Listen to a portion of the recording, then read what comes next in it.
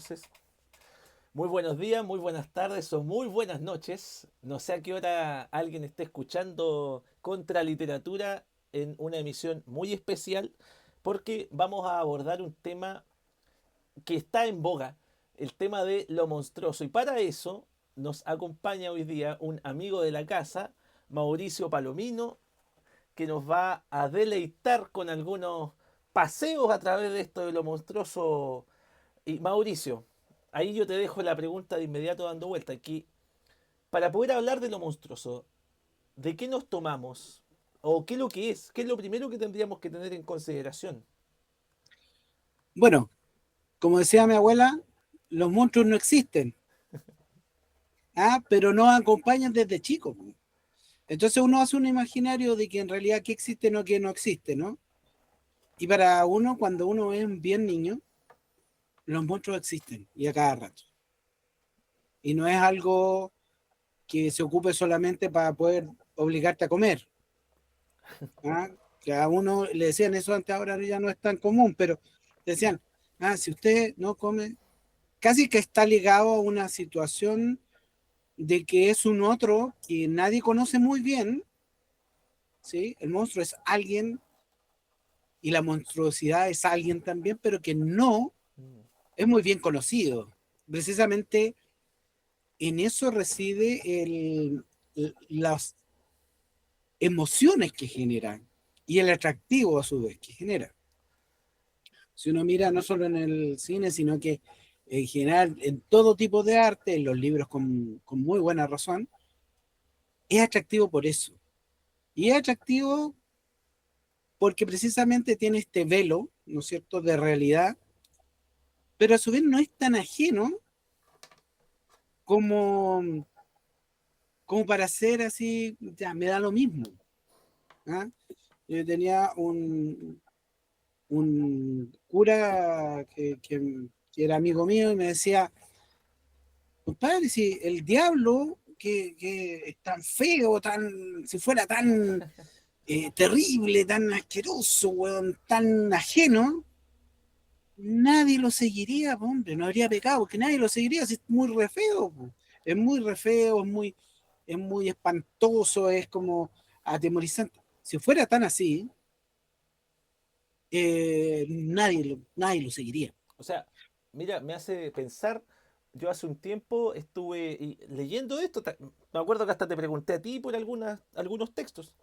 Y me acuerdo que una de las cuestiones que tiene interesante esto de lo monstruoso es que además de ser algo desconocido, que para nosotros es una otredad absoluta y que eso a veces nos paraliza, ¿cierto? También tiene un espacio de seducción. Aquí, sobre todo cuando hablamos del arte, ¿cierto? En literatura, cine. Me imagino tú también, unos fanáticos de las cosas de terror, una buena película de terror, que si bien nos incomoda, nos agrada también. O sea, no hay un rechazo absoluto hacia lo monstruoso.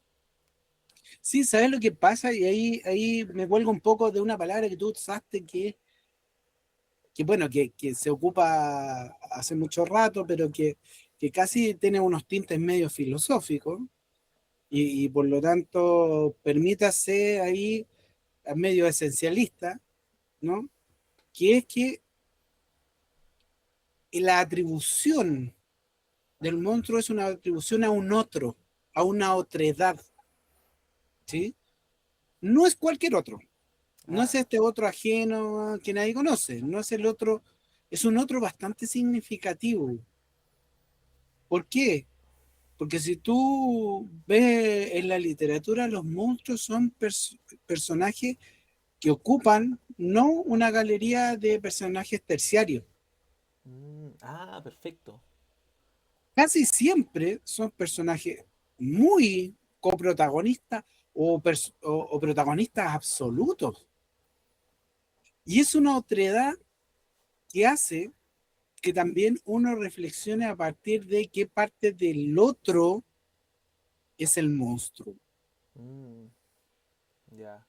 Si de alguna manera el monstruo es una construcción a partir del lector, pero también es una construcción a partir de quien escribe, del autor. ¿Qué considera que es un monstruo? El autor es lo que nos hace a nosotros leerlo en esa clave, en la clave monstruosa. Y es atractivo porque si alguien te está contando algo, no es como que te esté contando algo cotidiano, Mm, ¿no? La lectura en general de los monstruos no es cotidiano, ya salvo que te vaya a algún tipo de literatura donde todo el mundo es monstruoso, todo está lleno de monstruos. Por regla general, el monstruo, estando en un espacio donde, comillas, no debería estar, se convierte en protagonista. claro. O a lo más un personaje muy cercano y en muchos casos protagonista. O sea, Mm, entonces ahí es donde uno dice, sí, una otredad, pero una otredad que no es un artificio puesto ahí para cubrir relleno de personajes, no, es mm, bastante, bastante central. Si uno ve los clásicos de terror, pero también otros, incluso postmodernos, está la figura de este otro monstruoso que tiene muchas caras y muchas representaciones, mm, algunas más físicamente y patentemente más reseñables, y hay otras que son definitivamente menos evidentes, pero igualmente claro. potentes. Sí, me hace pensar, por ejemplo, el cine. Obviamente explota la imagen del monstruo, nos aparece Godzilla, ¿cierto? Hace poco está estas películas de El Megalodón. Nos muestra siempre el monstruo muy gráficamente, pero en el mundo de la literatura es distinto, porque lo que tú comentas es muy aplicable en un caso que es paradójico, pero también es canónico, que es el caso de Frankenstein, donde desde el título el protagonista sería este científico, este niñito que le gustaba la ciencia cuando joven y de pronto termina metido en este proyecto donde crea un monstruo. Pero ese monstruo es la esencia finalmente de la novela. O sea, a pesar de que quizá el autor, la autora en este caso, nos propone a un monstruo, digamos, secundario, sabemos que no es así, sabemos que no es así. Pero depende de la existencia de Víctor Frankenstein. Sin este científico no existe monstruo tampoco. Ahí podríamos ver que lo protagonista está en discusión. Pero Frankenstein es el que crea a este ser, pero este ser es el que, de cierto modo, se come la novela. Eso es lo que recordamos todos. Sí, es que, mira, es como en cada película, tú, no sé, tú ponías un personaje central y si lleváis a Robert De Niro al lado, ni aunque sea, no sé, pues tiene que ser uno del peso, le tienes que poner al Pacino al lado para que no se note, ¿me entiendes? O sea, eso pasa con la escenificación del monstruo. Y aquí tiene bastante, qué bueno que citaste eh, este libro en particular, porque Frankenstein es una creación de un científico y en algún momento cuando se crea, tú te empezás a dar cuenta que en el proceso de construcción de la monstruosidad que está creando,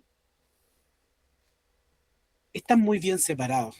Mm, Pero el libro hace una transición y tú llegas a cuestionarte si realmente esta monstruosidad está tan lejos del personaje que lo crea, que se supone que es un científico, obediencia de la razón, un tipo excelso, muy bien, que se aleja un poco de esta idea de que el monstruo es disruptivo, que el monstruo es violento, que el monstruo es irracional. O sea, ahí tú te das cuenta que, ojo, esto parece ser el papelito, ¿no es cierto? Fueron hechos los personajes en un mismo papelito y cuando se raja uno, se raja el otro. claro. Entonces, ahí tú tienes que el monstruo criatura de Frankenstein ni siquiera tiene nombre. Mm, O sea, fíjate, tú creas algo jugando a ser Dios, creas algo y ni siquiera le das un nombre. Ahí ya partimos por la primera crueldad. Después la segunda crueldad, lo dejas solo cuando ya no satisface lo que tú habías pensado, cuando ya lo lograste tu objetivo y lo dejas solo. ¿Sí? Pregunta refiriéndonos a la otra. ¿Quién es más monstruo, el uno o el otro? Estaba pensando justamente en eso. El científico es un monstruo a la vez. Claro, es un personaje que se escapa a la norma y se va hacia lo otro. Como esta idea de los límites entre lo humano y otros reinos, que dice Deleuze y Guattari, habla de eso harto. Este pasaría ya a dejar de ser un ser humano común y corriente, común y silvestre. Y ahí está, bueno, y ahí hay una reflexión que yo creo que va más allá del mundo judeo-cristiano, donde el gran creador eh, tiene esas características y deja en un espacio un tanto de creación menor al ser humano.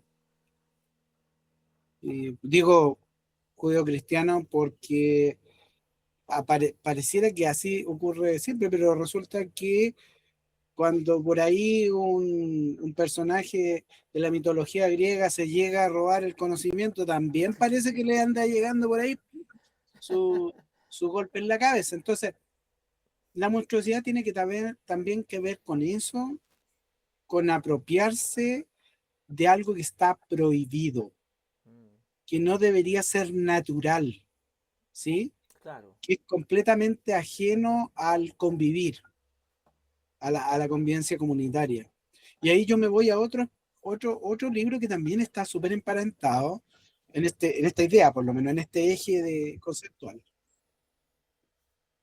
que es el extraño caso de Dr. Jekyll y Mr. Hyde. Claro. Porque tú decís, o sea, todos hemos visto ya películas, ideas, dibujos animados, hasta la Metro Goldwyn Mayer tiene personajes de estos, pero uno repara poco en que es más evidente que en Frankenstein, el protagonista es a la vez Ah, el tipo más respetable, connotado y la persona más elogiada al tipo más fuera de norma, el tipo más antisocial, la bestia, el monstruo por antonomasia. claro. Son el mismo papel, la misma hojita, son el reverso de lo mismo y la trampa está allí. Mm. La trampa es que no te puedes deshacer de uno sin deshacerte del otro. Y el gran dilema, no quiero hacer spoiler, aunque yo creo que ya la mayoría lo ha No, es leído. que aquí hay que decir, si alguien no se ha leído el libro, pause el video, en una hora y media vuelve con el libro leído, porque es cortito, y le Ujú. pone play de nuevo. Así que continúe. Entonces, si uno ve ahí el narrador, ¿no?, que le está contando la historia, que es amigo personal del doctor Jekyll, está muy, genuinamente muy preocupado por los cambios de conducta, Mm, ¿no? No entendiendo que esos cambios de conducta están asociados a la figura de la monstruosidad claro. y que la monstruosidad es un uno y el mismo. Entonces, a diferencia de Frankenstein, esto no es una creación en estricto rigor, es una transformación, ¿ya? Y es una transformación poco reversible. Por las mismas características, ojo, por las mismas características que el monstruo se convierte en monstruo, por la misma obligación de que el monstruo se convierte en monstruo, es que el monstruo no es respetado. Mm, claro. Y Las aparte, mismas normas de la sociedad sí, porque, hacen que no pueda ser descubierto. claro, si este aparte es un monstruo, recuerdo, una de las primeras escenas que hay ahí es cuando va por la noche, se encuentra con una niña, ¿qué hace esa niña a esa hora? Y la golpea. Hay una transgresión absoluta de lo social, de lo esperable, del trato con las demás personas. ¿Para qué poner que el hecho de que sea una niña, ¿cierto? Pero es algo que ocurre en un espacio que no estamos acostumbrados a ver, porque recordemos, esta novela está situada en 1800, no, las noches no son noches como hoy en día, que está lleno de luces, ¿cierto? La noche es algo oscuro, es algo donde no se sale, donde ocurre justamente lo prohibido. Y ahí es donde este monstruo se expresa. Pero es un monstruo que durante el día ayuda a la gente prácticamente, o sea, es un doctor, Un benefactor, de hecho. claro, Entonces, justamente. si tú lo ves, es un doctor. Y si tú lo pensáis, nadie se atreve a transgredir ese espacio donde se genera la monstruosidad. Ese espacio está tan vedado que nadie se atreve a pasar y a transgredir el espacio hasta cuando ya no hay consecuencias peores. Y es un espacio tan privativo, no solo privado, es privativo, Mm. que nadie se atreve a entrar al laboratorio donde se produce monstruos. ¿Me entendí? Y si tú lo miráis, en el caso de ambos, hay muchas lecturas a partir en el transcurso de la historia de la literatura donde esto ocurre. Eh, Hay un libro que es de H.P. Lovecraft, eh, un cuento que se llama Herbert West, Reanimador, que es un tipo que hace básicamente lo mismo que hace el doctor Frankenstein, porque está obsesionada con volver a la vida a los cuerpos, ¿sí? Y también le sale re mal, y tiene una moralidad bien gris, eh, pero está tocado por ese mito original de que el conocimiento no es como el conocimiento los hará libre, el conocimiento te va a tener esclavo socialmente, de ahí para adelante. Bueno, y de pasar de ser un gallo súper brillante y tener un futuro de esplendor, como dirían por ahí, pasa a ser un tipo marginado, siendo muy brillante, marginado. Pero hasta que no descubren el horror mismo de la persona que crea estos monstruos que se le arrancan, no es cuestionado absolutamente ningún espacio. Es decir, parte del permiso para construir monstruos presociales, digamos, que no han firmado ningún contrato social, hacen lo que se les da, les canta la gana por puro impulso, está el permiso de la sociedad, de no meterse en el ámbito privado. O Mm. sea, de alguna manera, la comunidad mira para otro lado cuando se trata de un monstruo de construcción siempre que esté en un espacio privado. O sea, de cierto modo, la sociedad igual es responsable de esta creación de monstruos. Pero claro, porque en el fondo, sin el entorno, o sea, doctor Frankenstein, a ver, me dijo que está haciendo un experimento. Sí. Oiga, a ver, ¿y por qué está trayendo cuerpos, weón, de la facultad de... ¿Ah? Bueno, ¿y Claro. a quién manda usted? Bueno, esto no está yendo a la facultad de medicina para hacer anatomía. ¿Me puede explicar usted qué está pasando? Nadie, po. Nadie. No lo hace nadie. Herbert West, lo mismo. No, este gallo es brillante. Ah, olvídate. Dejémoslo. En el caso de Dr. Jekyll y Mr. Hyde, nadie se atreve a ver, a Claro. pesar de que están allí, que lo ven incluso hablar con este tipo, nadie se atreve a cuestionar, sino que dicen, no, le dan una recomendación, oye, con ese tipo no te metáis, ¿cómo podéis ir con él? ¿Ah? Pero nadie se atreve a vulnerar el espacio privativo, nadie va Claro. ahí y lo enfrenta, salvo el amigo que le dice, oye, Pero el amigo demora páginas y páginas en atreverse a ir a la casa. Atreverse a entrar y no lo dejan entrar y se da cuenta que hay dos salidas, pero siempre, claro, como tú dices muy bien, respetando el espacio privado del otro. ¿cachai? Entonces, si uno hace una lectura ahí un poquito más como poniéndose quisquilloso, es este espacio comunitario, este otro mayúsculo que es la comunidad, este otro mayúsculo que es la sociedad, es una máquina que si no genera, por lo menos permite monstruos. Ah, Claro. Hay un cuento muy también de Lovecraft, que es menos evidente, es menos parecido, es menos un homenaje a Frankenstein, y es un cuento que es maravilloso, porque nos toca a nuestros amigos los libros. Ah, Hay un tipo que vive en un castillo, y fue creado muy desde chico a vivir ahí. Y en ese sentido se parece un poco a nuestro amigo el jardinero desde el jardín, y queda como criado por sí mismo. Pero la imagen no tiene espejos por ningún lado, eh, queda solo, aprende las normas de urbanidad, porque él desde chico ha visto que habían criado que le hacían las cosas, entonces tampoco ve a los papás aquí y allá, y te va contando y va construyendo. Y de repente tú dices, pucha, este gallo lee novelas caballerescas, eh, pucha, se ve así, se representa así, se mira así, se quiere así.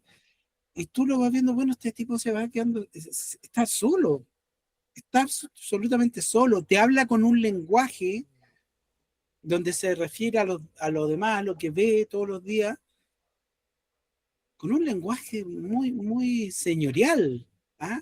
Muy noble. Y bueno, spoiler incluido, en algún momento al final del libro, Lovecraft hace algo genial. Este gallo empieza a sentir que están pasando cosas extrañas dentro de este castillo. Y por alguna casualidad llega a ver su reflejo. mm, sí. Y cuando ve su reflejo es de una persona que no ha sido cuidada, ni limpiada, ni Claro. mantenida. Pero la imagen que él tenía en sí lo deja alienado, porque este no puedo ser yo, Mm, ¿me entiendes? claro. Entonces, el otro monstruoso era yo mismo, pero no me doy cuenta hasta que soy capaz de mirar en mi reflejo. Mm, ya, Entonces, hay una cosa de metáforas más, metáforas claro. menos. Hay una cosa de también volver a la idea. Si yo no soy cuidado eh, por la sociedad, por la comunidad, por mi otro significativo que son mis familiares, etcétera, etcétera, me convierto en un monstruo. Claro. Pero no me doy cuenta que soy un monstruo. Es como el estúpido. El estúpido, ¿no es cierto? La persona que es estúpida no se da cuenta que es estúpida hasta que alguien se lo hace ver. ¿Sí? Sí. Me Es, hace. es, es como eso. O sea, Sí. necesitamos un reflejo para poder darnos cuenta de esto. Entonces, si tú te das cuenta, es muy variado el grado de monstruosidad. En unos casos es la misma persona, Mm, como en el caso que los dos últimos casos que citamos. En otro caso parece un ser completamente externo creado por un otro, y al final te queda la dicotomía: quién es más monstruo, el creador o el creado. Y ahí también hay un otro tipo de monstruo que también es súper singular y que a mí me encanta cómo está retratado, porque es el monstruo que llega a ser bello de monstruo. ah, El jorobado de Notre Dame, ¿no es cierto? Es absolutamente deforme, pero tiene gustos excelsos. claro. Es de alguna manera vinculado con la máxima belleza, ¿no es cierto? Mm, Es acercado como casi para poder dicotomizar mucho más el mundo, ponen al personaje más bello, noble y no sé qué, con este otro monstruo. Pero poseen un punto en común, como todas las cosas que son los negativos, ¿no es cierto? Como la tesis y la antítesis tienen que tener algo en común para que sean una opuesta a la otra, son opuestas y no contradictorias. claro.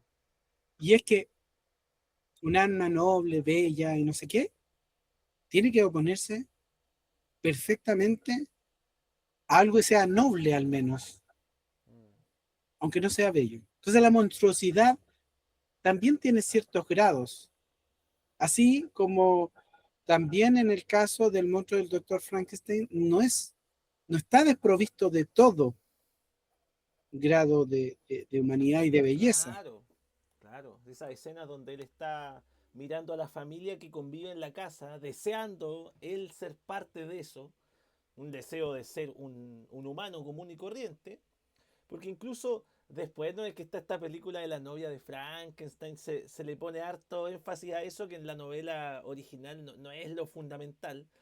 Sí es Mm. uno de los hechos que se destacan, pero no es lo fundamental.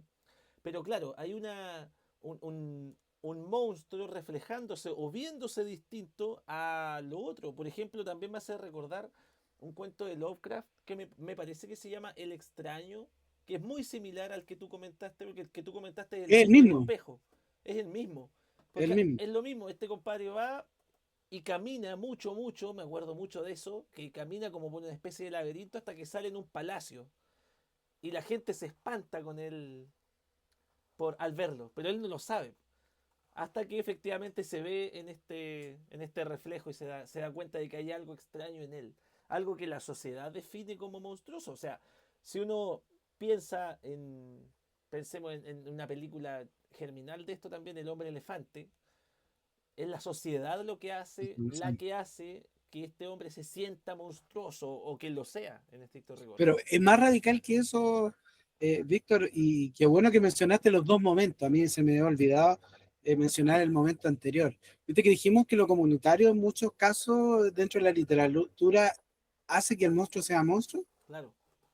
pero para que el monstruo se reconozca como monstruo, no necesariamente pasa con que la sociedad, o al menos la sociedad personificada, se lo refleje, porque ahí hay un grupo social que deberían ser sus pares, que se asustan, pero él como que no se da ni por enterado que es monstruoso. Y solo, y aquí la metáfora es espectacular, sobre todo conociendo la historia de vida de Lovecraft, Mm, que es mirándose en el espejo, recién claro. descubre que es monstruoso de aspecto. Ahí se siente realmente un otro, muy diferente y radicalmente distinto de su comunidad de nobles. Claro. Entonces, en algún momento, claro, siempre entra la sociedad, incluso en alguna representación de un otro, pero es tan radical que llega a ser un otro que es el mismo, en el acto Mm, máximo de enajenación, que es mirarse al espejo y no reconocerse. claro. Sí. Entonces, si tú, si tú lo llevas, siempre hay una escena donde la humanidad del personaje es lo que le da el carácter Mm, monstruoso. Es como lo que yo te decía, si el diablo anduviese haciendo puras cosas feas, asquerosas, y no te diera nada deseable, no te produjera ningún deseo, ningún agrado, nadie lo mm, pescaría, ¿me entiendes? claro. Acá lo deseable, por ejemplo, en la bestia del doctor Frankenstein, es que desea ser como un hombre, po, Mm, y nadie ni siquiera le da un nombre. Cuando tú estás hablando de otros personajes, en La Bella y la Bestia, por ejemplo, él desea ser tener la apariencia de un hombre porque él vive de esto noble, que es la música, la disfruta mm, y es claro. capaz, ¿cachai? Y del palacio, y él conoce cada recoveco del lugar y toda la cuestión. O sea, de alguna manera, él el entorno sagrado que hay ahí alrededor y todas las construcciones y todo eso, no son ajenas a él, son su hábitat, Mm, claro. Sí, sí, sí. ¿cachai? Y él no se cuelga del campanario porque sea choro, él se cuelga del campanario porque es un espacio que él lo siente como propio, de hecho se esconde allí. Entonces, se podría haber ido a esconder a un lugar, en una cloaca, ¿me entiendes? Claro. Sí. pero su deseo es estar allí, vislumbrar lo bello, en ser entendido. Mm. Yo hace poco, no hace poco, hace más de un año ya, leí Atentado de Amélie Nothomb, que una reversión, un retelling, como le dicen ahora, un retelling es precisamente el Jurado de Notre Dame, pero ambientado ahora. Un tipo que es eternamente feo y que considera que el hecho de ser feo lo hace a él en esta jugada media postmoderna, lo convierten a él en una estrella de moda, porque es tan feo, tan aberrantemente feo que se convierte en una estrella casi pop de la moda, ¿sí? Bueno, y en este amor, una mujer preciosa que es modelo y todo, o actriz de cine, no me recuerdo bien ahora, eh, lo acompaña y es la única que no lo rechaza en principio, ¿me entiendes? Pero, y aquí también hay otra característica de la monstruosidad que nos acercan bastante, no solo a la literatura clásica, sino que hasta nuestros días, que es que nos genera rechazo y placer atacar al monstruo como redimir al monstruo. Ah, eso Entonces, incluso en conjunto. Ataquémoslo. claro, el hecho, o sea, acuérdate que antes la justicia era llevar a un tipo, ponerlo en una plaza, colgarlo para que la gente se diera cuenta que estaba restituido el orden Y no tan de la antes. manera, claro, de la manera más atroz posible, ¿sí? Claro. De hecho, se convierte en rockstar el verdugo si lo hace de una manera suficientemente cruel. Entonces, la monstruosidad también está ahí en el panóptico. Esta idea de sí es suficientemente feo, cruel, pero es logrado ser resarcido, entonces se le da la oportunidad al monstruo de renegar de su monstruosidad. Y eso, el renegar de su monstruosidad no le sirve absolutamente de nada porque finalmente se muere igual. Mm. Se caldena el toro y toda esa idea. La Ah, idea de redención no necesariamente en la literatura y en ningún otro tipo de arte genera la aceptación de este otro. claro. Sí, incluso mira, me hace pensar en un referente súper actual que es la película La Sustancia, donde no hay vuelta atrás. Porque si bien aparece desde Demi Moore, aparece esta actriz más joven, es un Uh -huh. monstruo, bello, pero es un monstruo, ¿cierto? Es otra forma, una otra edad, algo distinto, algo que no debiera ser, pero no hay vuelta atrás.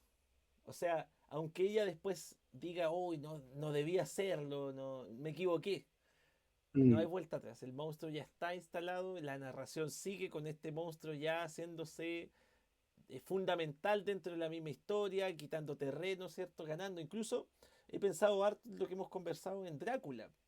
También es una imagen monstruosa, pero si no fuera por el protagonista, que no recuerdo cómo se llamaba en este momento, que se va a quedar a la casa de Drácula, no tendríamos Jonathan Harper. Jonathan Harper, muchas gracias, no tendríamos la noción de lo monstruoso de Drácula.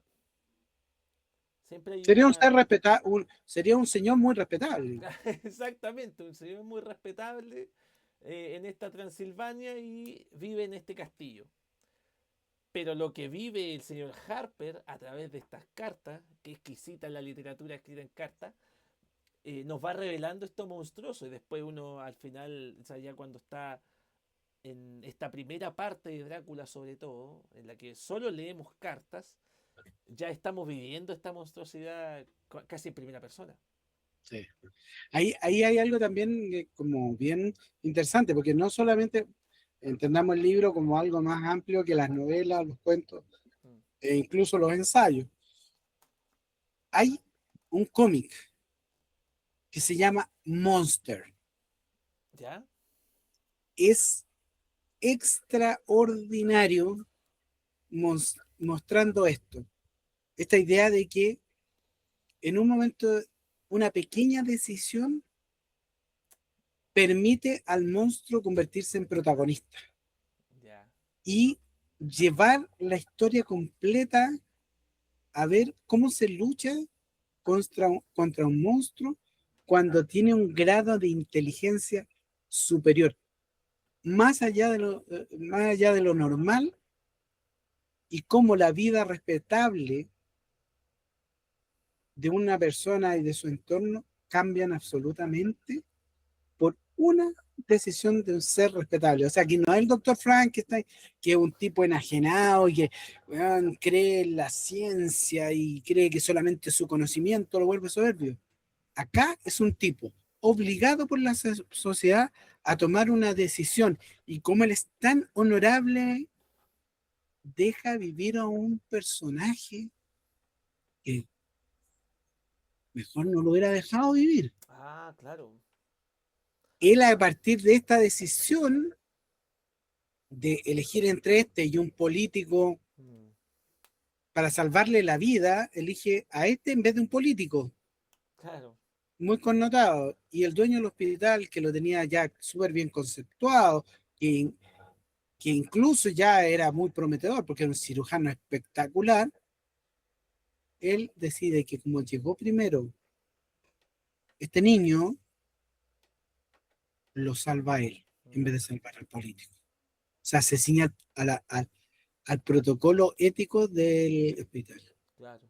Y a partir de ahí se desencadena toda Efectivamente. la debacle de su vida personal, porque incluso se iba a casar con la hija del dueño del hospital, y llega a tener que arrancar de la policía. Claro. Sí, incluso él dentro de la historia se termina casi convirtiendo en un detective, además de este prestigioso doctor, ¿cierto? Termina asumiendo este otro rol que es curioso porque él siempre en la historia se siente responsable de este monstruo. No es solo buscarlo y matémoslo, sino que también tengo que estar yo atento a esto que de cierto modo creé o permití que se creara. Claro. Entonces, si tú te das cuenta, allí, tanto en uno como en otro lado, bueno, de la lectura de los orientales occidentalizados, pues, ¿ah? Porque Justamente. quien crea monstruos es un japonés que escribe eh, para occidentales. Y por lo tanto su lectura de asunto plantea esta idea de si es inteligente, ¿puede ser monstruo? Absolutamente. Si es soberbiamente inteligente, ¿puede ser monstruo? Sí, pero alguien le tiene que haber dado la oportunidad de convertirse en lo que es. Mm, Aníbal Lecter, ¿no? Si tú miras los libros de Tomás Harris relacionados con el personaje de Aníbal Lecter, es eso. Es Incluso, un excelsamente el silencio de los corderos, el silencio de los inocentes se llama la película, pero está todos los libros que tienen que ver detrás de eso.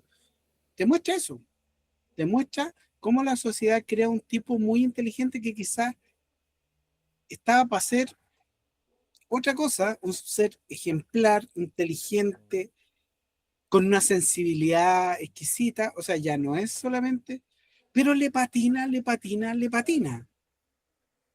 Y así tú tienes, por el contrario, yendo al mismo cine, monstruos que se generan a partir de heridas, a partir de soledad, a partir de aislamiento, a partir de daño. mm, Y ahí tú también tienes la película Monster, que es de esta mujer que eh, es una prostituta que va matando, que es una historia real, una prostituta que va matando en el camino a los hombres eh, a los cuales le ofrece el servicio, que agarran una Charlize Theron y la convierte en realmente una Defecio, siendo una de las mujeres más lindas que uno puede buscar, y la convierte, la transforman, y ella juega un papel espectacular de mostrarte cómo pequeñas cosas hacen que un personaje se vuelva la monstruosidad misma. Claro. Como también, como también, y ahí lo dejo yo como dando vuelta también, no pasa solamente con el terror más excelso ni nada. Vemos Stephen King crea monstruos, pero que no son vampiros, que no son seres sobrenaturales, que no son seres venidos de otro mundo, son gente común y corriente que en algún momento se le va la pinza. Claro. Sí, Y incluso. No, continúa, disculpa. ahí tú tienes a Alice Wilkes de, ¿cómo se llama este libro? Misery. ¿Qué personaje? Misery es un ejemplo de Stephen King de mostrarte cómo la propia fama y el fanatismo pueden convertir a una persona más común y más silvestre, muy astuta, pero no Claro. muy inteligente, con unas emociones que te las encargo no sé dónde andan, se puede convertir con poca habilidad en Claro. un monstruo de veras, que puede Claro. atacar incluso a quien de quien se sienten inspirados, pues, si no hacen lo que ellos piensan que debe ser. Y ahí uno se agarra de Twitter y de todas las redes sociales. Si tú empezaste a crear algo y creaste un fanzine y te saliste la norma, empieza a aparecer el monstruo, po. Claro. Pasaste de ser amado, odiado en 2 tweets. Y es así, o sea, la Rowling, que escribe Harry Potter, da 2 declaraciones torpes, muy desatildadas, y pasa de ser una tipa que escribió literatura para niños y para jóvenes y que inspiró a tantos niños a leer y toda la cuestión, a ser una Claro. desgraciada, discriminadora, generadora de odio y todo eso. Claro. Como que hoy en día el estado del monstruo es distinto, está afectado por muchos más factores y no está tan determinado por una causal trascendente, ¿cierto? No sé, el Frankenstein, el gusto por la ciencia lo hace llegar a un experimento que ya bordea lo común y corriente, ¿cierto? En el caso de Drácula, este hombre que vive aislado, pero no solo que vive en una casita en la montaña, sino que vive muy lejos. Para poder llegar hay que superar una serie de obstáculos prácticamente y habita un castillo solo con una persona que lo ayuda, que ahí no sabemos que está vivo, está muerto, existe o no existe, acepta huéspedes. En el caso de Lovecraft, son seres que obedecen a una naturaleza que nunca se explica. El monstruo en la actualidad nace, parece ser, siempre de lo social, ¿cierto? Por ejemplo, si tomamos la política, lo que está pasando hoy en día, sin entrar en detalle, ahí tenemos una monstruosidad absoluta, ¿cierto? Lo que está pasando. Con ciertos sujetos que podemos considerar monstruos, ya depende de qué lado se pare uno, ¿cierto? Entonces, Mm. para irle dando un cierre a esta conversación, más o menos tú, ¿para dónde ves que está yendo esta idea de lo monstruoso hoy en día? ¿O dónde la ves más latente, más presente? Porque, ¿sabes qué? A mí me pasa algo. Yo creo que la idea del monstruo, en principio, tenía un afán tanto moralista, ¿sí? Tiene un mensaje moral, es un mensaje de te puedes convertir en un monstruo, ojo, porque te estás alejando de algunas dimensiones que te hacen ser Claro. humano, ¿sí? Una norma. Claro, está infringiendo alguna norma Mm, social y en algún momento en clave divina, otra en clave humanista y de así. Pero como ahora estos mundos que parecían perfectamente confluyentes, diríamos que incluso convergían, ahora me parece que es como una sociedad más fragmentaria y estos aspectos están medio disociaditos. Entonces yo creo, tiendo a pensar que para darle coherencia es como cuando tú tenías un sueño del que no te recuerdas mucho. Llenáis los espacios con tu propia cosecha, no necesariamente la memoria Mm, del sueño, sino la memoria de lo que tú interpretas en cada cosa. Yo veo cada vez más el monstruo es una recreación no solo de la narrativa, sino de los espacios que el lector co-construye con el autor y el autor se da cuenta recursivamente que lo va a hacer, que vaya, llene esta faceta del monstruo aquí. claro. Entonces, cuando yo te decía Atentado de Amélie Nothomb, que es de ahora, ¿no? De hace muy poco, lo que hace ella es agarrar esta historia del jorobado de Notre Dame y darle una relectura y darle un vuelco y presentar, digamos, de alguna manera un monstruo que ya no es necesariamente tan noble, sino que es más bien en algunas cosas nobles, en otras innobles, en una cosa más picaresca, en otra cosa más grosero. Mm, Es como, es como un espacio bastante más fragmentario y más difícil de catalogar. Es como cuando te hacen reír y llorar por las mismas razones. Cuando uno se pone del lado del malo. claro. Tú te ponías del lado del malo y tenías puras ganas de que resulten todos los planes. Bueno, eso que te pasa comúnmente, yo creo que está pasando bastante en la literatura. Estamos viendo pocos monstruos eh, caricaturizados dicotómicamente bien y mal. Mm, Está acomodándose a este mundo que ya no tiene un eje o dos ejes. Es como, ya no se puede ser bombero, masón, y cómo era, radical, Marcelo Bombón, radical, masón y bombero. No se puede porque no hay una línea tan directa. Ahora podéis tener un bombero que sea chiita, ¿no?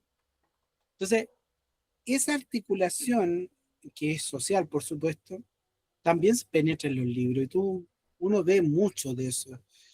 Y por más que traté ves como algo como extraño incluso, cuando te presentan alguna bestia, cuando te presentan alguna cuestión, porque tú siempre andas encontrando, pero podría no ser tan así.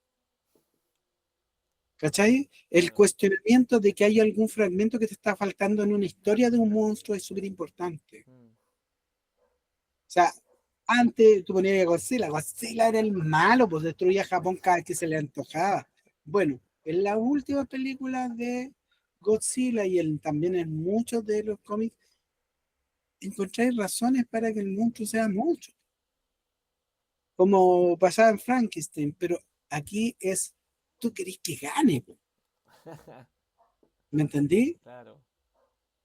Y querés que gane un aspecto, pero el otro no querés que gane, po. Querés que el tipo sea reconocido, pero a su vez eh, no deje de ser monstruo, que lo reconozcan como tal.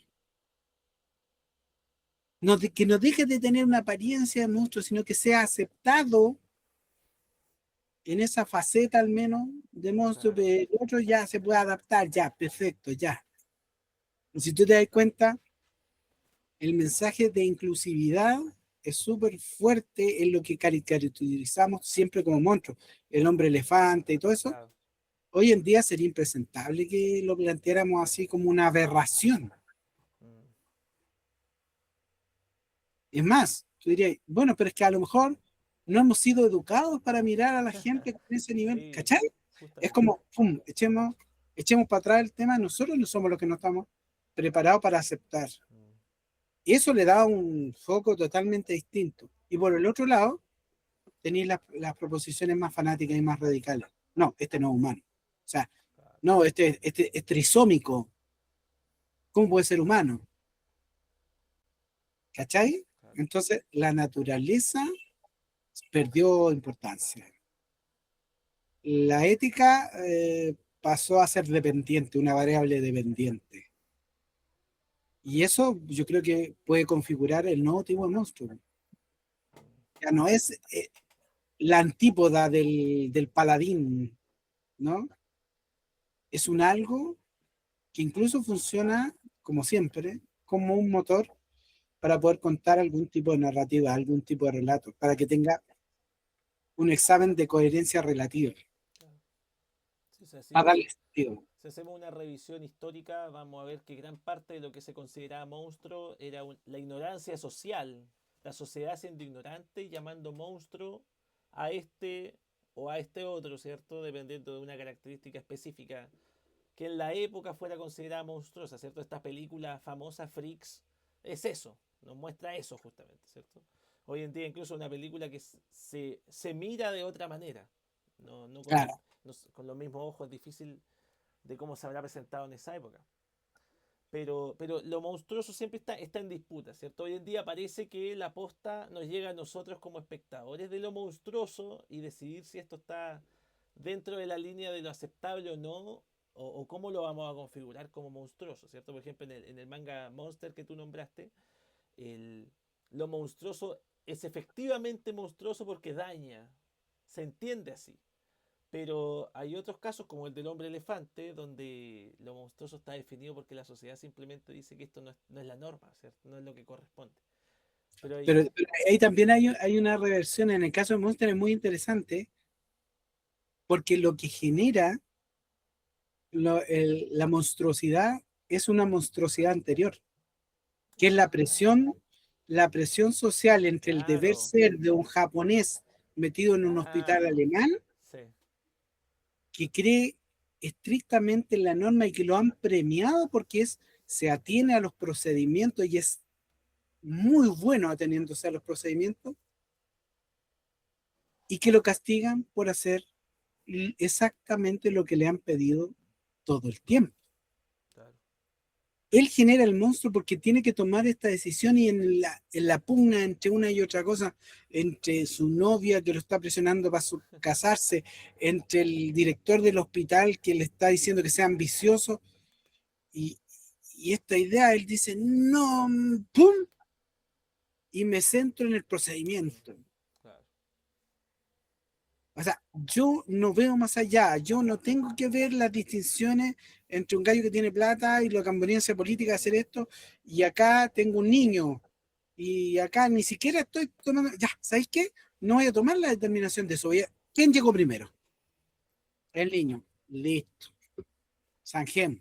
Claro. Entonces, ahí la lógica es del procedimiento, es de la racionalidad más pura. ¿Cómo ser absolutamente racionales Mm, hace que generemos monstruos? ¿Cómo el hecho de haber pensado a lo mejor de manera oportunista podría haber provocado que hubiera un psicópata menos, haber salvado todo mi honor y haber provocado cosas, pero que fuera totalmente en contra de la cultura de origen que yo tengo, mm, de la honorabilidad? claro. Entonces, ¿quién es el monstruo? El monstruo es esta sociedad que confronta la honorabilidad de un profesional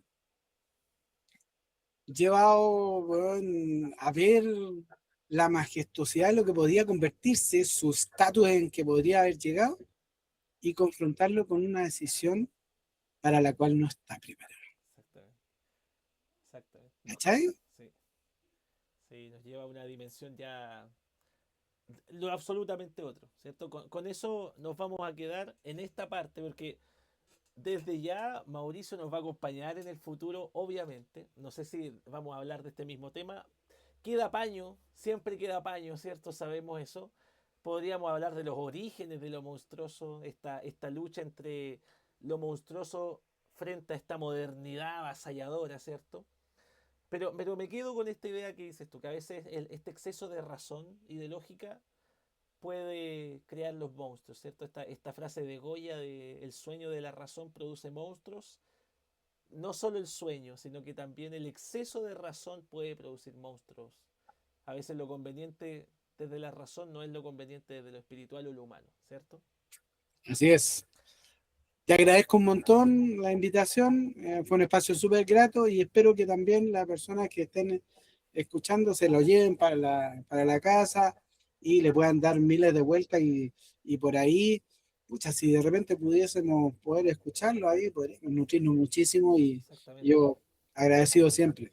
Exactamente. Así que, Mauricio, nos estaremos viendo, porque esto no Nos termina acá. vemos. Tenemos que hacer un corte acá solamente por cuestiones de tiempo, pero nos volveremos a ver. Así que muchas gracias por acompañarnos en Contra la Literatura y fue un gusto, como siempre, un gusto. Así Un que gusto. me Buena despido de conversación. la Nos gente. vemos.